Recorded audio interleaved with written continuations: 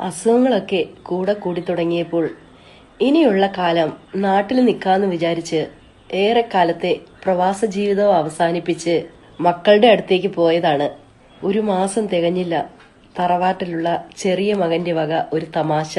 അച്ഛനിപ്പോ നല്ല സുഖമല്ലേ, പണിക്കൊന്നും പോകാണ്ട് കുട്ടികളെയും കളിപ്പിച്ച് ഇങ്ങനെ ഇരുന്നാൽ മതിയല്ലോ.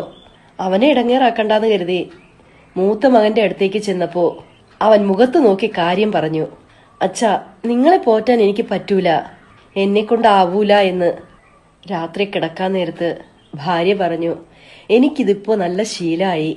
ഇവരുടെ ഈ വർത്താനത്തിന്റെ മുന്നില് നിങ്ങൾ ചെറുതാകുന്നത് എനിക്ക് സഹിക്കാൻ കഴിയൂല.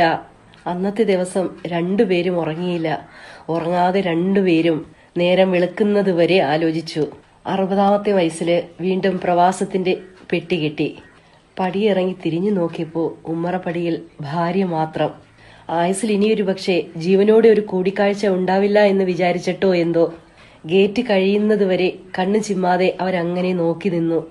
വണ്ടിയിൽ കയറിയപ്പോൾ അയാൾ ഓർത്തത് എത്ര വൈകിയാലും അച്ഛനെ കാത്തിരിക്കാറുണ്ടായിരുന്ന, ആദ്യമായിട്ട് ഗൾഫിലേക്ക് പോന്നപ്പോൾ ഭാര്യയേക്കാൾ കരഞ്ഞ 2 ആൺമക്കള് തനിക്കുമുണ്ടായിരുന്നല്ലോ എന്നാണ്. പ്രിയമുള്ളവരെ, ഇത് ഞാൻ ഇവിടെ പറയാൻ കാരണം ഇന്ന് പല വീടുകളിലും സംഭവിച്ചുകൊണ്ടിരിക്കുന്ന ഒരു കാര്യമാണിത്.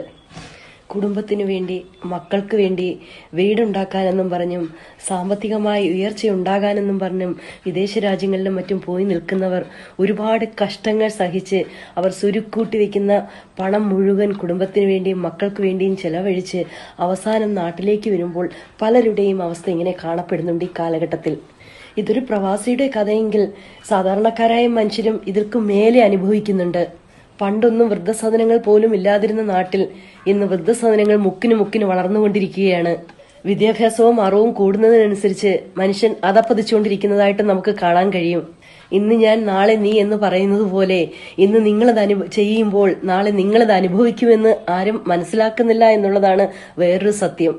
ഇല്ലാത്ത പൈസ ഉണ്ടാക്കി മക്കൾ ഓരോ കാര്യം പറയുമ്പോൾ അത് ചെയ്തു കൊടുക്കുമ്പോൾ അവരുടെ മുഖത്ത് വിടരുന്ന ഒരു സന്തോഷം കാണാൻ വേണ്ടിയാണ് ഇല്ലാത്ത പൈസ ഉണ്ടാക്കിയാണെങ്കിൽ പോലും അവർക്ക് കാര്യങ്ങൾ സാധിച്ചു കൊടുക്കുന്നതെന്ന് ആ സമയത്ത് മക്കളത് മനസ്സിലാക്കുന്നില്ല എന്നുള്ളതാണ് പരമമായ സത്യം.